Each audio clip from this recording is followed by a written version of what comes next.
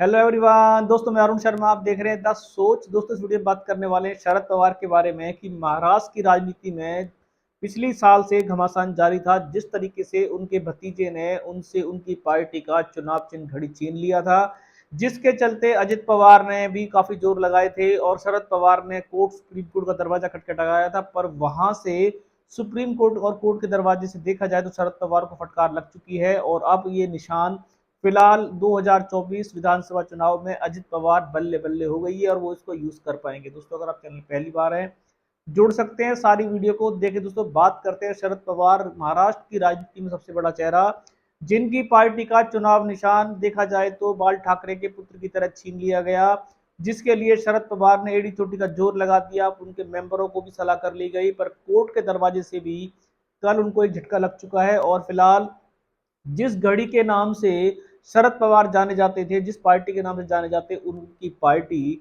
और उनका चुनाव निशान भी शरद पवार के भतीजे अजित पवार लेके चले गए।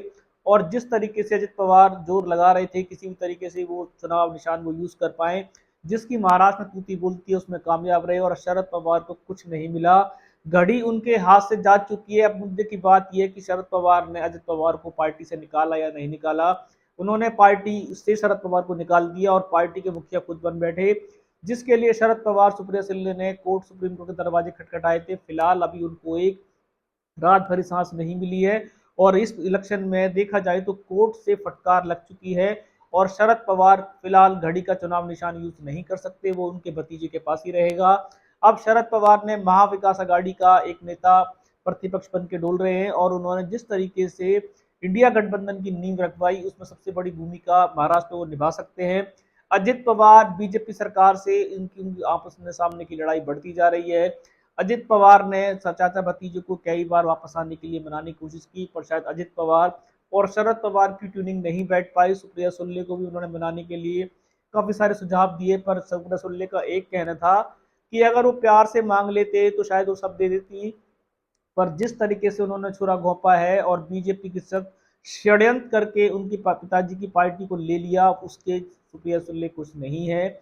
अब महाराज की राजनीति में इलेक्शन सर के ऊपर आ चुका है और जिस तरीके से शरद पवार को आशा थी कि वो चुनाव निशान अपना यूज कर पाएंगे जो उनका घड़ी का निशान जाना जाता है, पर कोर्ट से उनको ये राहत नहीं मिली। उनके भतीजे के पास ये निशान रहेगा, जिसके देखा जाए तो अजित पवार गुट में बल्ले बल्ले हो गई है और उन्होंने शरद पवार को कह दिया है कि असली पार्टी उन्हीं के पास रहेगी।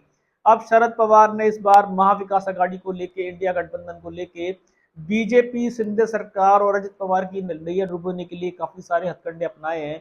अब देखते हैं कि शरद पवार का पावर गेम चालू रहेगा या दोबारा से अजित पवार उनकी नैया को डुबोने में कामयाब होंगे। क्या शरद पवार का महाराष्ट्र की राजनीति में, घड़ी तो उनके हाथ आई नहीं, क्या दोबारा से समय उनका आएगा? घड़ी भले ही अजित पवार के पास चली गई, क्या टाइम शरद पवार के पास वापस आएगा? इस रुझान पे बहुत सारे विश्लेषण है। शरद पवार को घेरने के लिए बीजेपी ने सिंधे सरकार से अजित पवार को मनमर्जी मुताबिक गठबंधन जारी किया हुआ है। किसी भी सूरत में वो इस बार शरद पवार के नैया ठिकाने लगाने के लिए बीजेपी पूरी उतारू है।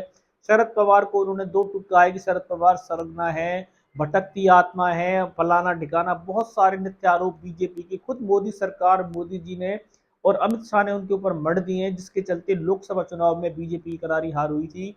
अब विधानसभा का चुनाव अलग हो चुका है और जिस तरीके से बीजेपी, इंडिया गठबंधन, डबल इंजन सरकार आमने सामने आए हैं, शरद पवार का पावर गेम क्या बीजेपी समझ पाएगी? जिस शरद पवार की घड़ी बीजेपी ने छिनवा दी, क्या शरद पवार घड़ी तो नहीं ले पाएंगे? क्या टाइम वापस ले पाएंगे? क्या शरद पवार का टाइम महाराष्ट्र में तूती करके बोलेगा और बीजेपी की नैया डुबोने में सबसे बड़े वो देखा जाए तो सुरमा भोपाली माने जाएंगे? दोस्तों, इस रुझान पे नजर बना के रखेंगे कि शरद पवार की जो घड़ी का निशान था, सुप्रीम कोर्ट तक अभी वो बात पहुंच रही थी, पर फिलहाल एक कोर्ट के दरवाजे से शरद पवार को निराशा हाथ हुई है और उनका घड़ी का निशान उनके भतीजे इस्तेमाल कर पाएंगे।